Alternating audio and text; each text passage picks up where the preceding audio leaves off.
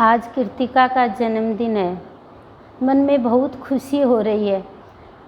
शायद ये खुशी मैं अपनी बच्ची का जन्मदिन मनाती हूँ तब भी इतनी खुशी नहीं हो रही जितनी इस बच्ची के जन्मदिन पर खुशी हो रही है, क्योंकि मन में ये भाव बना कि ये बच्ची इस धरा पर आई और इसका जन्म होना हमारा जन्म सार्थक होना है। अगर ये बच्ची इस धरा पर नहीं आती तो हम इतनी बच्चियों का कौन कल्याण कर पाता। इस बच्ची ने हमें कल्याण के रास्ते पर चलाया। तो गुरुदेव से ये भाव मिला कि जैसे कि बाबा आए, बाबा को लोग जान नहीं पहचान नहीं पाते कि ये बाबा साधारण ऐसे समझे लोगों ने, लेकिन गुरुदेव आए, गुरुदेव ने बाबा को भगवान माना और उन गुरुदेव ने बाबा का भाव का प्रसार किया। गुरुदेव आए तो गुरुदेव को भी लोगों ने साधारण समझा कि गुरुदेव तो साधारण है, लेकिन जान नहीं पाए लोग।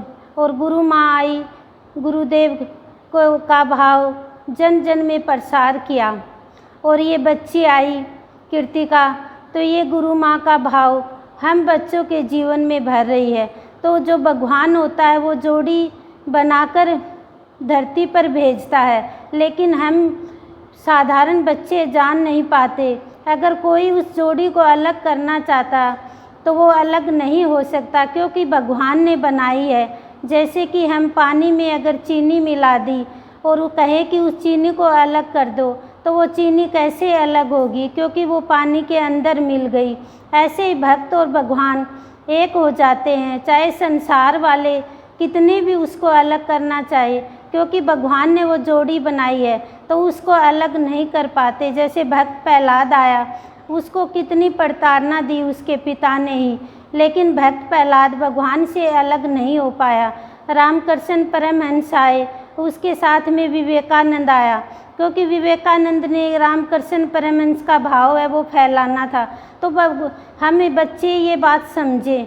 जब हम ये बात समझेंगे कि भगवान ने ही जोड़ी बनाकर भेजी है तो इसको कोई भी अलग नहीं कर सकता। किसी में भी ताकत नहीं कि इस जोड़ी को अलग कर दे, और जो अलग करना चाहता है वो खुद ही अलग हो जाता है। जैसे कि हिरण्यकश्यप है, वो अपने आप ही अलग हो गया।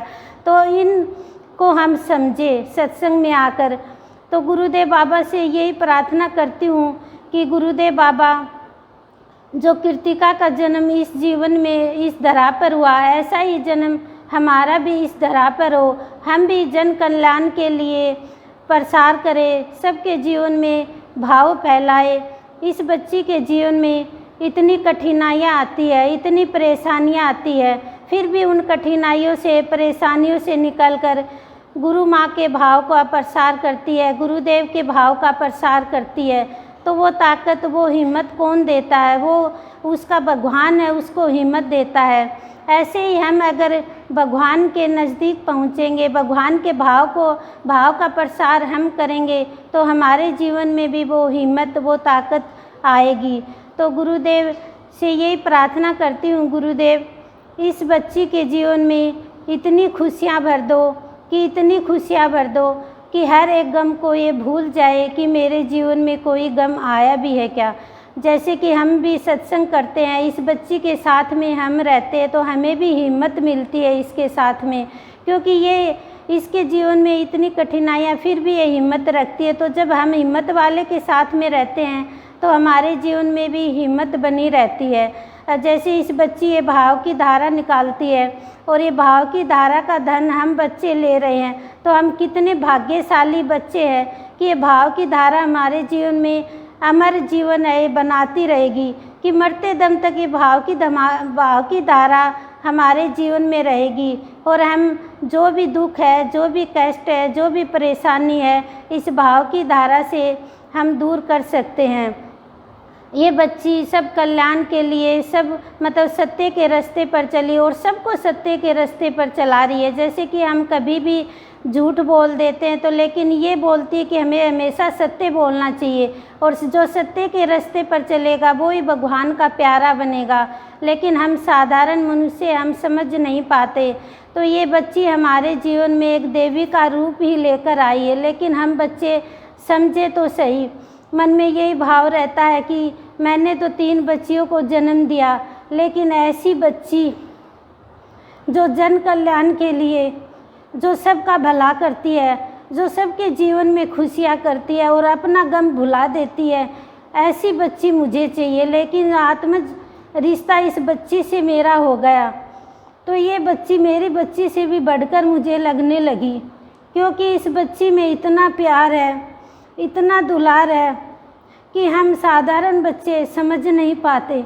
ये बच्ची है उम्र में छोटी, लेकिन इसका भाव बहुत विशाल है। जब हम इस भाव को हम समझेंगे तो हम भी नतमस्तक हो जाएंगे। आज इस बच्ची का जन्मदिन है तो मन में ये भाव हो रहा है कि मैं उम्र में बड़ी हूँ, लेकिन इसका भाव बहुत अच्छा है। तो मन में बार बार ये होता है कि इसको कोटि कोटि नमन करूं कि ये बच्ची हमारे सब बच्चियों के जीवन में आई। अगर ये नहीं आती तो गुरु माँ को शायद हम भी साधारण ही समझ लेते और अपना जीवन है ऐसे ही व्यतीत करके चले जाते। इस बच्ची ने संतों का भाव बताया कि मनुष्य होता है वो साधारण नहीं होता, जो जिसके अंदर कल्याण हेतु भाव रहता है, जिसके अंदर सबका दुख जो हर लेता है, वो एक भगवान का रूप ही होता है। इस बच्ची ने बताया गुरु माँ का भाव, क्योंकि ये बच्ची गुरु माँ के साथ में रहती है और इस बच्ची ने जो भी गुरु माँ ने भाव बताया उसके मुताबिक अपना जीवन बनाया। और माँ क्या करती है, गुरु माँ सबके जीवन में प्यार, भाव, शांति, सबकी जीवन की गृहस्थी को, बस उजड़ी हुई गृहस्थी को गुरु माँ बसाती है। गुरु माँ पहले परिवार को देखती है और फिर उसके मुताबिक हमें भाव देती है कि तुम परिवार में खुश रहो, सबके जीवन में प्यार भरो। लेकिन हम सबके जीवन में प्यार भरते, कई बार गुरु माँ ऐसे भी बताते हैं कि हम चाहते हैं कि उसको प्यार दें, लेकिन वो प्यार लायक होता नहीं, तो हम उसको चाहे कितना भी प्यार दे, लेकिन वो प्यार ले नहीं पाता, उस प्यार को महसूस कर नहीं पाता। तो हम उसको प्यार देकर क्या करें। तो गुरु माँ तो हमेशा यही कहती कि सबको प्यार दो, सबको भाव दो, सबके जीवन में शांति भरो, चाहे कोई कैसा भी इंसान हो, लेकिन तुम उसके जैसे मत बनो।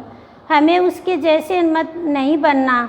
जैसे कि करेला है, करेला कड़वापन देता है, लेकिन आम है वो मिठास देता है, रस देता है सबको।